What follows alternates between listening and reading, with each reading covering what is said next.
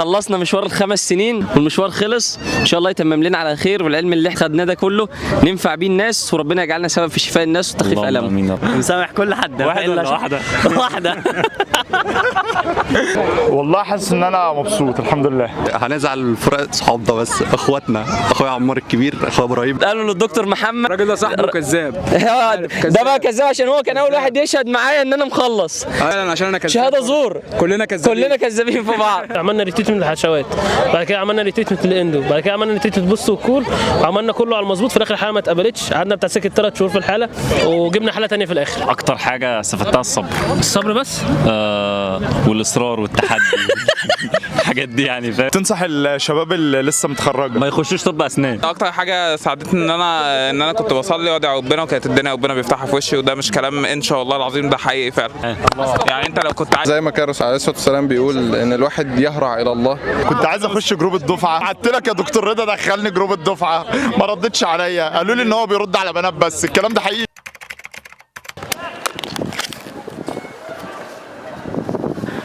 بيس مش عارف ليه حاسس ان انا ظابط باللبس ده اسود وذهبي فاهم. حاسس ان انا فورمال بزياده يعني. يا جماعه انا خريج، باين عليا ان انا خريج، بس العيال دي مش خريج. عامل ايه يا عمو؟ وراك ايه؟ الف مبروك يا حبيبي. هو يا عم وراك ايه؟ ايه يا عم؟ صورنا انا ومودي يا عم. صورنا انا ومودي يا عم. طيب ليه متخرجين يا عم لسه؟ تودينا السنترال بارك؟ لا مش في السنترال بارك بقى. امال فيها ايه؟ مودي انت بتتخرج معانا برضه صح؟ النهارده ما خلصت اهو برضه النهارده. الصوره بقى عاديه. هو ليه انا حاسسهم قليلين في الصوره؟ قليلين قدامنا عاملين. تقول ايه يا صاحبي بمناسبه التخرج؟ قوم بس وقف كده.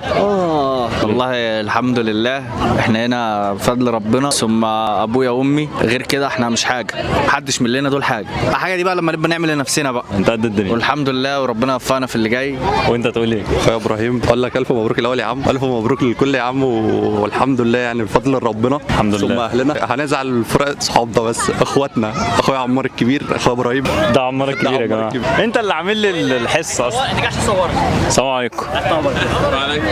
ده يا جماعه في هندسه بس بيتخرج معانا برضه. صخ لينا يا جدعان.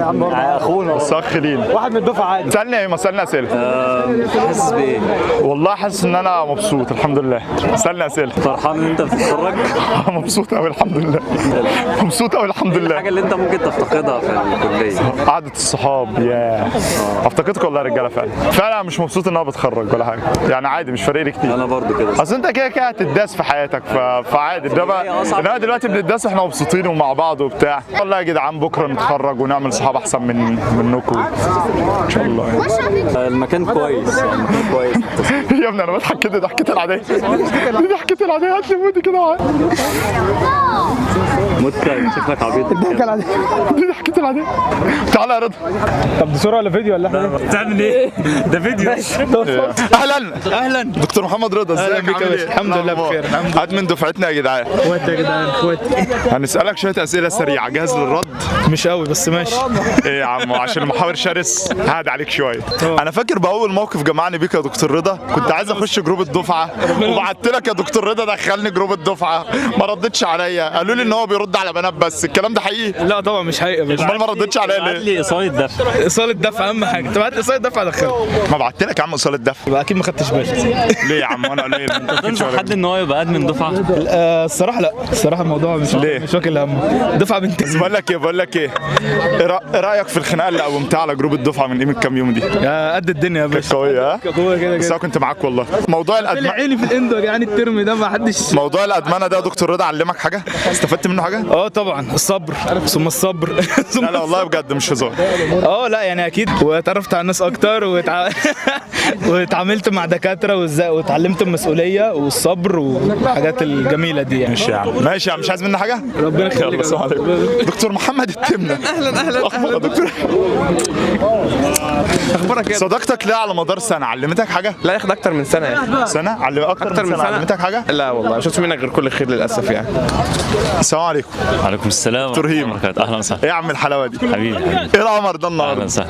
هو انت فيك ايه النهارده؟ ازيك يا حموكش عامل ايه؟ عامل ايه؟ حابين نسالك شويه اسئله كده سريعه، فاضي؟ اتفضل. جاهز للرد؟ في اي وقت. على مدار 5 سنين ايه اللي حصل؟ على مدار 5 سنين في كليه طب اسنان استفدت ايه؟ اكتر حاجه استفدتها من الجامعه؟ استفدت ممكن استفدت اشارك؟ ممكن اشارك؟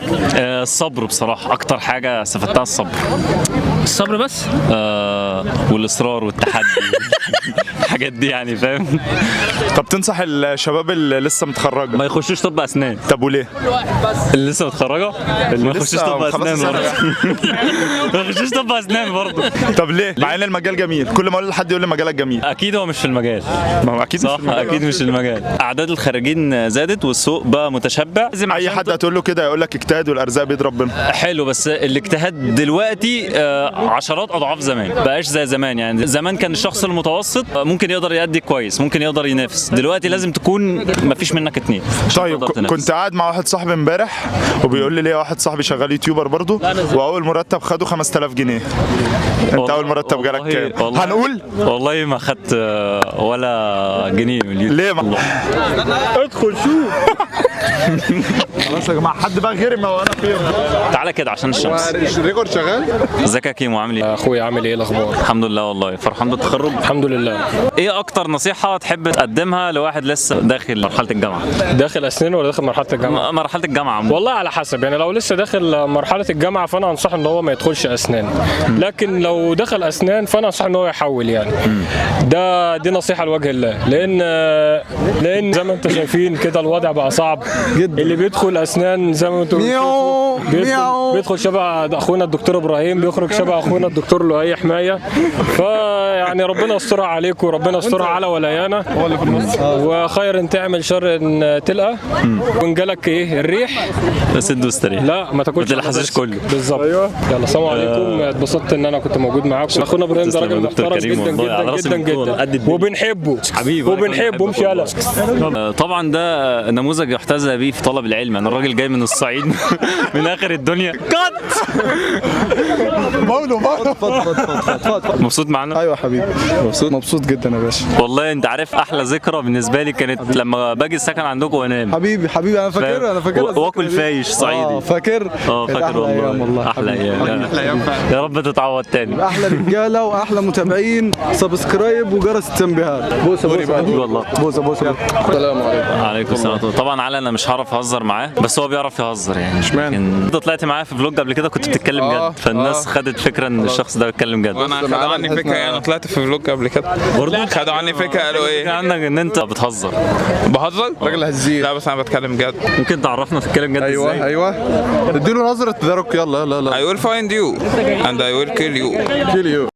ايه اكتر حاجه ساعدتك ان انت تتخطى الصعوبات بتاعت ايام الجامعه؟ بسم الله الرحمن الرحيم. يا جدعان ما مش كده، ما كانش في والله بجد اكتر حاجه ساعدتني ان انا كنت بصلي وادعي ربنا، وكانت الدنيا ربنا بيفتحها في وشي، وده مش كلام ان شاء الله العظيم، ده حقيقي فعلا. يعني انت لو كنت عايز تنام وصليت الفجر بتلاقي نفسك فقت بعدها وتقدر تكمل مذاكره لحد الامتحان. والله العظيم دي حقيقه. ويا سلام على الركعتين اللي قبل الفجر، ركعتين اللي قبل الفجر من الدنيا وما فيها، تخيل بقى. احسنت يا شيخ عمر، بارك الله فيك حبيبي. مش شيوخ. هي ان انا بعرف ان واثق ان كل حاجه بيد ربنا، فلو انا قلقان لو انا متضايق القلق مش هيفيد في حاجه. اهم الحاجات ان انا كنت بدخل الامتحانات بتاعتي مش متوتر حتى لو مش مذاكر، لان في النهايه الواحد لو هيحل او هينجح في اي شيء فهو مش بالمجهود. يعني في النهايه المجهود ما هو الا سبب. لكن لو ربنا كاتب النجاح والتفوق فانت هتبقى ناجح ومتفوق، وده عن تجربه شخصيه في حاجات كتير. ولكن زي ما دكتور عمر الشريف قال، وهي ان فعلا الصلاه الايمانيات زي ما كان الرسول عليه الصلاه والسلام بيقول ان الواحد يهرع الى الله. ده موقف مش هنساه. كان في مره عندنا كويز اندو، ما كنتش مذاكر المحاضره كلها وكان فاضل بالظبط ربع ساعه، لا نص ساعه، والعشاء اذنت. رحت صليت العشاء، حرفيا انا ما اعرفش ازاي خلصت لحد النهارده المحاضره كلها في ربع ساعه وقفلت الكويز. موقف مش هتنساه في ايام الجامعه؟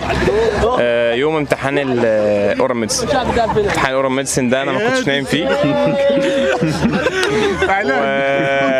يوم لا يوم بجد يوم الاورال ميديسن، لان انا كنت قبلها بيوم رحت المستشفى وطبقت الامتحان، فكان يوم ما يعلم بلا ربنا يعني.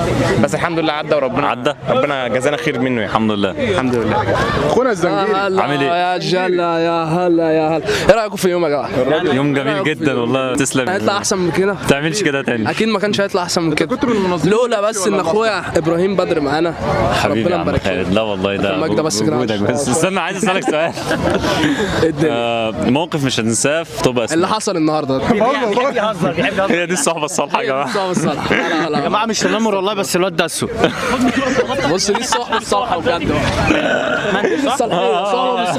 موقف مش هتنساه في مره ابراهيم بدر استلف. انت كداب يا اسطى.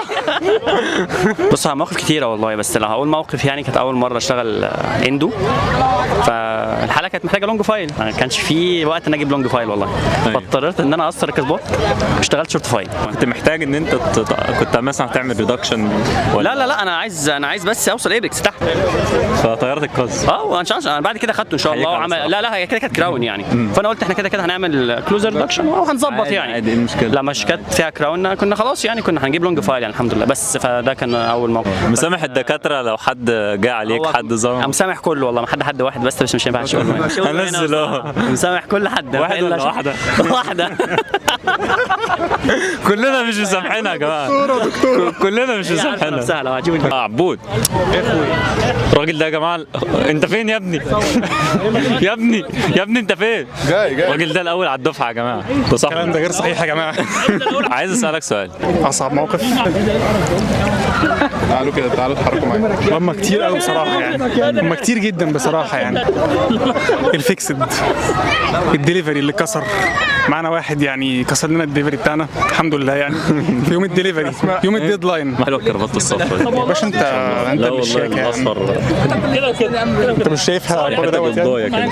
اخواتي هذا الرجل يعني يا اسطى، ايه ده يا اسطى؟ يا ابني انا مش جايبك تمدح فيا، انا جايبك اسالك. انا اسالك سؤال، انت دلوقتي كنت في سنه اولى وثانيه تقريبا من اوائل الدفعه، صح؟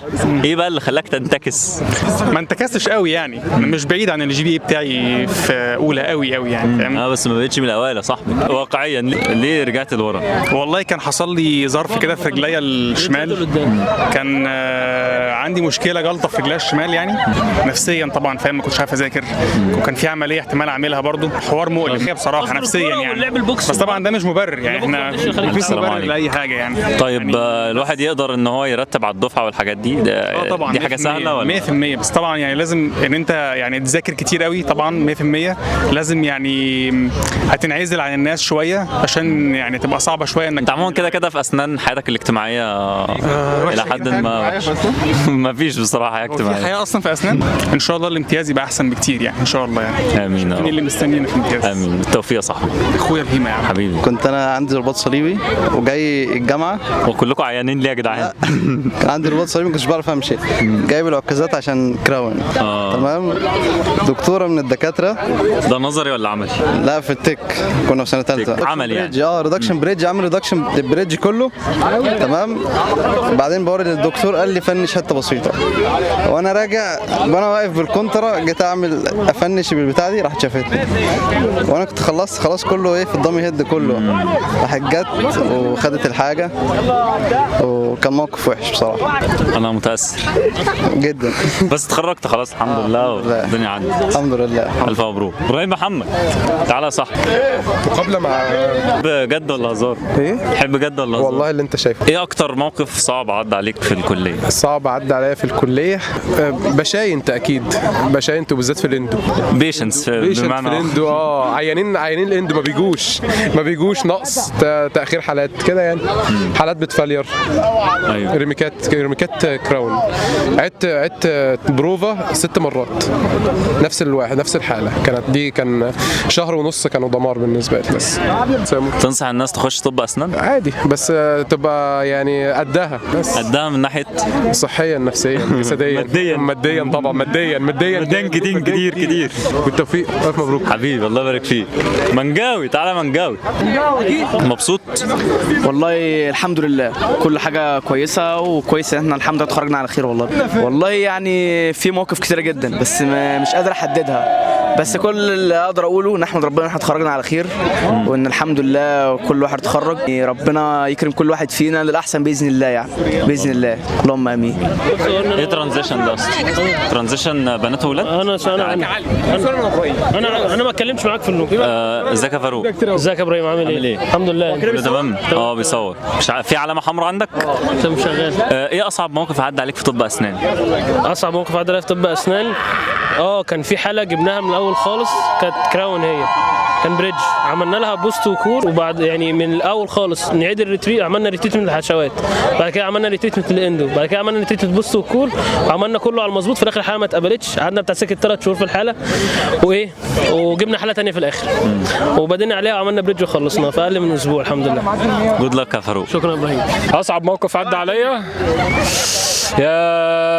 هو كان صعب للدرجه دي؟ لا كتير بصراحه، مواقف كتير. اصعبهم بصراحه ان انا تفتكر واحد يعني؟ لا قابلت شخصيات استغفر الله العظيم يعني.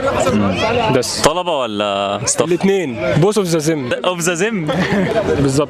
جود لك حبيبي. ازيك يا واد؟ الحمد لله طالما خلصنا انا مبسوط الحمد لله. ايه الحاجات الصعبه اللي واجهتك في طب اسنان؟ البيدو عملت كيميكال بيرن في البيدو يموت بالفورم كريزر. عملت لها فينجر برينت في وشها من هنا، راح يعيط، والدكتوره دكتور انا كانت هتقتلني فيها. انا عملت بيرفوريشن في امتحان البراكتيكال بتاع البيدو، عملت بيرفوريشن في البيدو لاول مره اعمل بيرفوريشن في حياتي، كان في امتحان البيدو. ايوه ولاد حلال ويستاهلوا عادي يعني. ايه كان اصعب حاجه؟ ده كان اصعب حاجه، تأنيب الضمير هو اللي كان صعب. لو يرجع بك الزمن تخش طب اسنان؟ للاسف للاسف ليه بقى؟ والله عجبتني يعني، موضوع حلو كده، موضوع لطيف. او انا كنت عايز اخش حقوق بصراحه، بس يعني الموضوع عجبني من المجال ده اكتر. مفيش اي علاقه؟ لا عادي، هو الحاج كان محامي فحببني فيها قوي يعني. كويس. انا في غايه سعادتي والله، اشكر المنظمين على هذا التنظيم الرائع. انت كذاب، وكتر خيركم والله يعني، انتوا ناس محترمه جدا جدا جدا، والتنظيم رائع يعني. بس انا عايز اتكلم كمان شويه، مش هطلع في التلفزيون اليوتيوب. ايه اكتر موقف صعب عدى عليك في طب اسنان؟ والله المواقف كلها صعبه عامه يعني. انا مش بحب اي حد من الدكاتره دي برجوله يعني انا لو اتخرجت وقابلت حد فيهم في الشارع مش هسلم عليه، ده بجد، الا الصراحه شهاده لله يعني. هم دكتورين، هم عارفين نفسهم، ناس محترمه يعني. بس كده. مش تصورني هنا بعد اذنك، ده قله تقدير. حد تعرضت للظلم في كتير والله، كتير جدا والله، كتير جدا جدا. تقول ايه للناس اللي ظلموك؟ ما حدش يخش يا جماعه جدعان نهائي، حدش اوعى حد دي يا جماعه الدعايه، هي دي الدعايه السلبيه اللي بيقولوا عليها. هيتظلم وهيتهان وهيتمسح بكرامته البلاط وهيكره حياته وهيخش في تروما وطب اسنان عموما يعني عامه يعني يا جماعه، اي كليه في جامعه. احنا بنحترم كل وجهات النظر، وده حق المواطن في التعبير. كمل بقى عن كمل. ازيك يا معاذ؟ ازيك يا حبيب قلبي؟ عامل ايه؟ الحمد لله. ايه اصعب موقف عدى عليك في طب اسنان؟ والله يعني مفيش حاجه صعبه الحمد لله، كل حاجه زي الفل. يا راجل الراجل لسه نافع، واحد كده وواحد كده يا جدعان، مش كده. مفيش اي موقف عدى صعب مش طايق نفسك؟ عملت في كل حاجه الحمد لله. سندال يا اسطى، سندال الحمد لله ما شاء الله. حبيبي يا اسطى. ماشي يا عم. حبيبي. ايوه ازيك يا سيدة؟ الحمد لله. عامل ايه؟ ازيك يا هيما؟ الراجل ده بجد مصفوع، مش عارف اقول من ايه، بس من كل الاقسام. انا ممكن اعمل لكم يعني حلقات كده، حلقات كل حلقه بقسم. الحمد لله. لو رجع بيك الزمن تخش طب اسنان؟ عشان اشوفك بس يا هيما. اقسم بالله قعدت معاه تأثرت راني، تأثرت.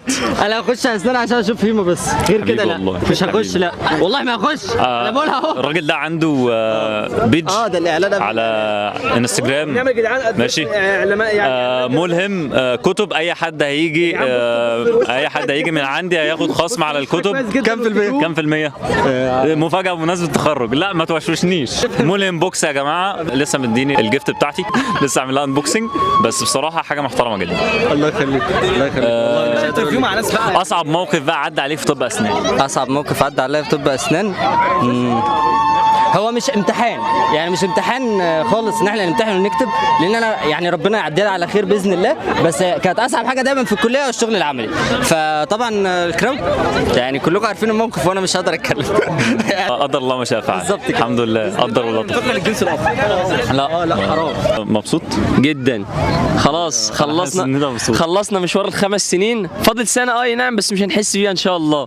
والمشوار خلص ان شاء الله يتمم لنا على خير، والعلم اللي احنا خدناه ده كله كله ننفع بيه الناس، وربنا يجعلنا سبب في شفاء الناس وتخفيف اللهم ألمهم. امين يا رب. ايه الكلمه الجميله دي حبيبي. لو رجع بك الزمن تخش طب اسنان؟